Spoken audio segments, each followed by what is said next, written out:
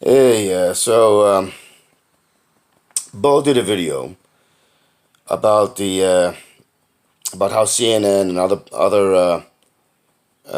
other so-called journalists, the corporate journalists, were getting arrested, and how the takeaway shouldn't have been about the arrest of the journalists and how and so on and so forth. It should have been about how police can't recognize an actual threat. And while I think there's, I think there may be some small amount of legitimacy to that. I think it undercuts the systemic problem, and the systemic problem is the legalized and legitimized uh, legalized and legitimized political, social, economic, and violence that that has been given. Uh, so basically, we have brown shirts, the old brown shirts, and the Pinkertons, and this, the ones that the Pinkertons were and brown shirts were involved in going after escaped slaves and so on and so forth, and also, you know, there was a lot of. That's basically what we have. And that's something that's never disappeared. And so what you have is you have politicians, uh, the wealthy, and corporations, and basically uh, who have continued to use and now has accelerated and exacerbated the violent proclivities of uh, of of this so-called uh, civil servants, uh, and these civil servants are doing everything from murder to rape to drug dealing to extortion uh, to bribery to every conceivable uh, conceivable criminal action that that we can't possibly even consider taking. And unless, of course, you are within the 10%, 10% of the wealthy exempted public, and the 1%, almost exempted 10%, and the completely exempted 1%. So I understand the issue isn't about training. The issue isn't about uh, about all the other stuff. It's the issue is that it is purposely done. These the courts, DAs, police, and other are just jackbooted thugs who have been given legitimacy with official status, and it is purposely done. Those who actually believe in actually serving are weeded out. This is something Jimmy Dore talks about. It's something that others who know, like Jimmy, and those who have actually studied this have pointed out over and over and over and over again since the earliest time of the formation of this country. They knew this. They've been talking about it, but the propaganda and the misdirection and the misinformation and the disinformation and all this has because of the because of the because of the of those who the white demographic, the majority white demographic, have accepted for all sorts of reasons. Except it's always used against them as well, not just against the minorities and the indigenous and all those others who are, quote unquote second class citizens. It's something that if you are paying attention, and or if you have even the slightest inclination to pay attention, you'll see. And so basically, you have and another thing is it's the white majority and those in the white majority and those even who believe themselves to have economic sense of economic security in the community. White community, you can actually see how that is not that is being eroded to the point where you're actually going down and down, and so that sense of privilege and economic security and being untouchable and having exemption is is rapidly disappearing, and it's only a matter of time before more and more are hit in a very real on the ground facts on the ground that you won't be able to ignore it. And so I mean I pay attention to a lot of these shooters like with Floyd, but it's not just Floyd. Remember, there's that Australian woman who was shot, and she called the police, and the police came over and shot her on the doorstep in the U.S.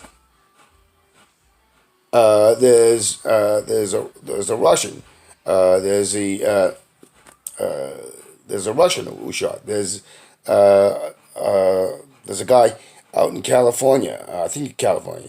He's white guy. He was beaten by the police, almost choked to death. And there are dozens upon dozens upon dozens. And that Australian woman, she had economic security. She had the privilege of being white. Yet she was shot. And so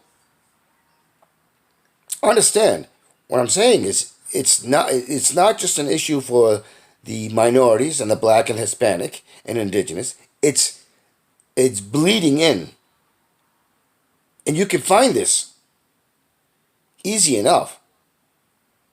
And some of these have gone into some of these have trended into the corporate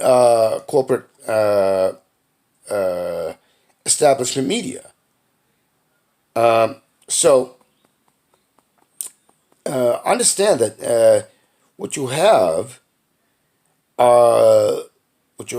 is legalized criminals who are doing violence in multifolded ways, and it's done on purpose. You know, the police have the ability to stop you for no reason.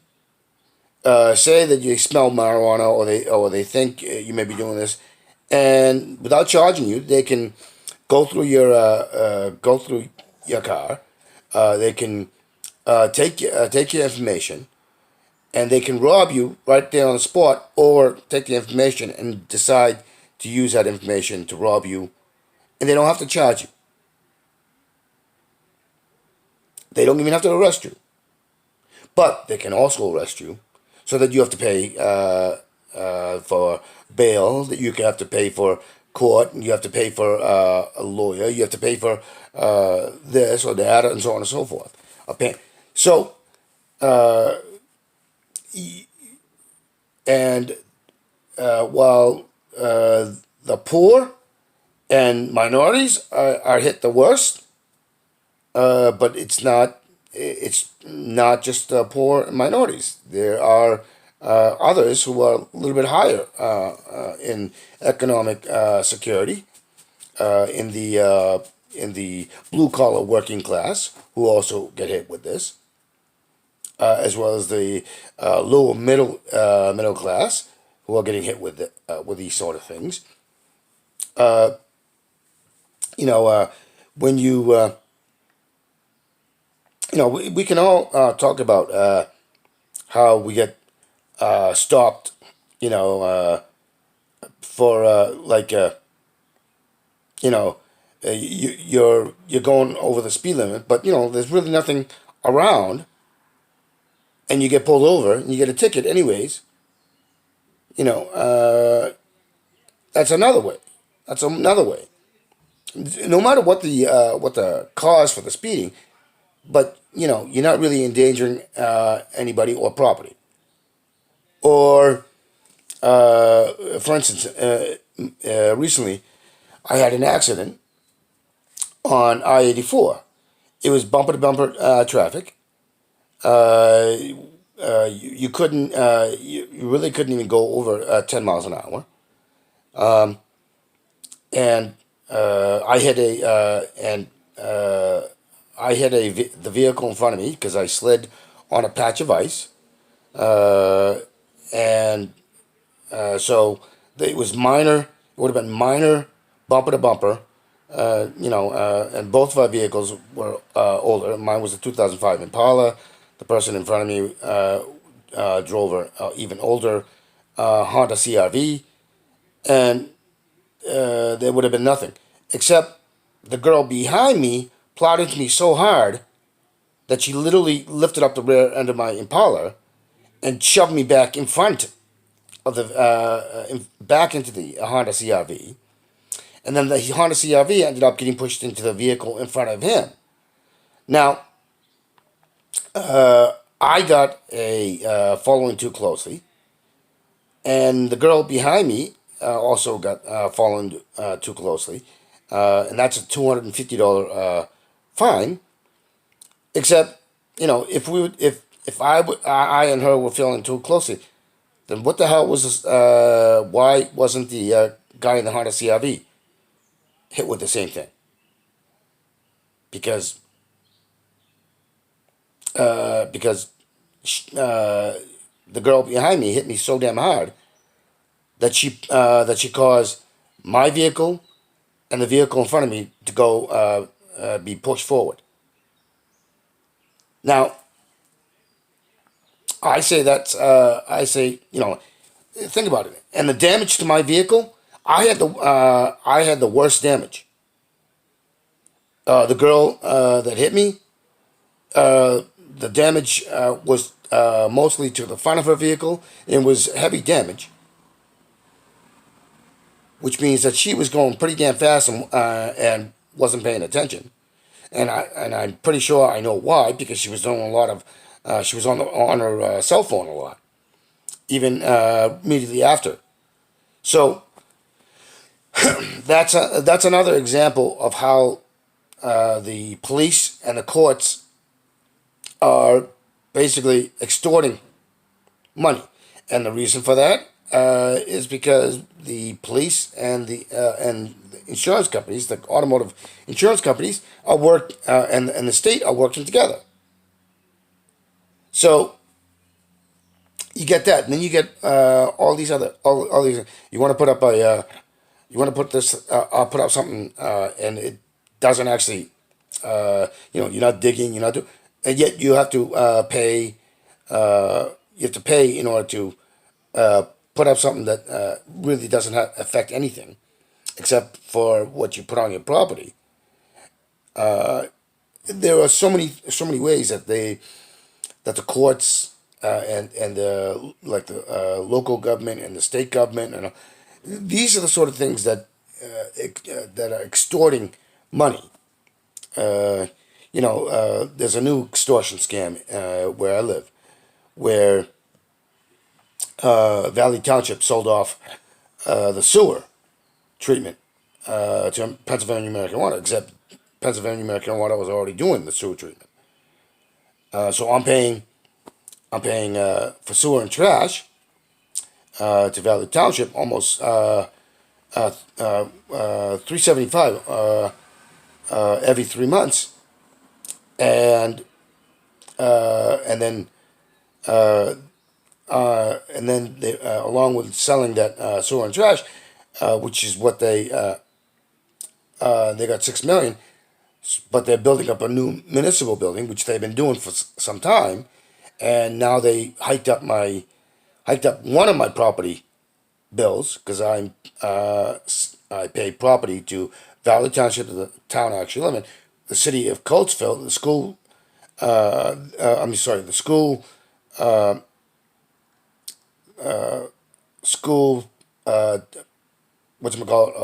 That includes Valley Township, and I'm paying property, and it's called school and property tax to Coatesville, and then I'm getting hit by Westchester County, which Coatesville and Valley Township and others are are in. So I'm getting hit 3 times.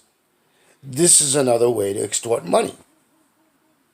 So understand this goes well into it, and in a time of all this is going on, they're gearing up to suck up property for people that have mortgages or renters, rental property and all that other stuff, so that the big hedge funds and vulture funds and real estate corporations, so on and so forth, can basically suck up for pennies on the dollar property holders, like consolidating and monopolizing more. And at the same time, you got your local and state and federal government bleeding us more and more and more. And the police are part of it. The courts are part of it. The regulatory agencies are part of it. State and federal. The all of this. It's so I keep saying all this is criminal, and the fact that we aren't up in arms, putting the fear of life into these criminals, to make them run for the hills and find some deep dark hole to hide away and throw away the key is mind boggling. So, anyways, that's the economic, social, and cultural, and the political. There is a concerted, concerted, purposeful action being done, and there is no way you can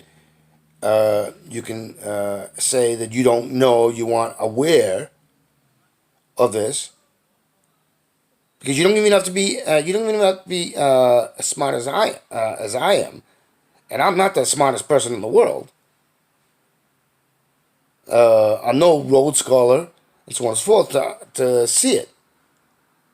And I know when I tell a lie. I know when I do something that is not exactly moral, but it's not something that is going to affect hundreds of thousands to millions, to thousands to hundreds of thousands to millions. It's not going to endanger uh, thousands to not even hundreds, not even dozens. This, you know, there are more. Sometimes I do things that are morally, ethically bad, but not to the level of where it can actually be labeled a crime. You know, we all do things that you know that we know is not exactly good. Like say, you know, going through the change at my parents' place, so I can scrape up some money to go get something because I'm out of money. You know, uh, but that's we've all done, or taking candy, or or picking out something like you can't afford to get it, but it's not something huge. It's like maybe you pick up a rechargeable battery. You don't have the money for it, and you need it, so you take the rechargeable battery. These are the sort of things that don't amount to actual criminal action. You know, but the real criminal action is taking place. The real economic, social, cultural, and all the violence on that side is being done by those who are supposed to be the representative servants, and those who are supposed to serve and protect. So understand, uh, what's taking place is violence done by those who have been who have legitimized themselves and exempting themselves. I mean, Jimmy Dore and others have shown video of people who are clearly of some official position, and more than likely cops or federal. There's a guy a wearing a wearing a gas mask and basically black hoodie. He's carrying an umbrella, and he's you know he's going around breaking windows and looking. And this is in Minnesota. But this is sort of stuff that have been pointed out a lot by the independent media, the truly independent media, showing this sort of stuff. But you won't see it or hear it in the news. And this is what I'm talking about when I say these are the sort of things that should be on the lamestream propaganda news, but it's it doesn't pop up. They should be talking about how all these laws, which are made so-called laws that only apply to most of us and not the few of us. Uh, you know, how it's taking taking away our freedom, taking away our ability to have stability economically, socially, culturally, and so on and so forth. These are all violence, and this is something that's been happening well before well before the U.S. became the U.S.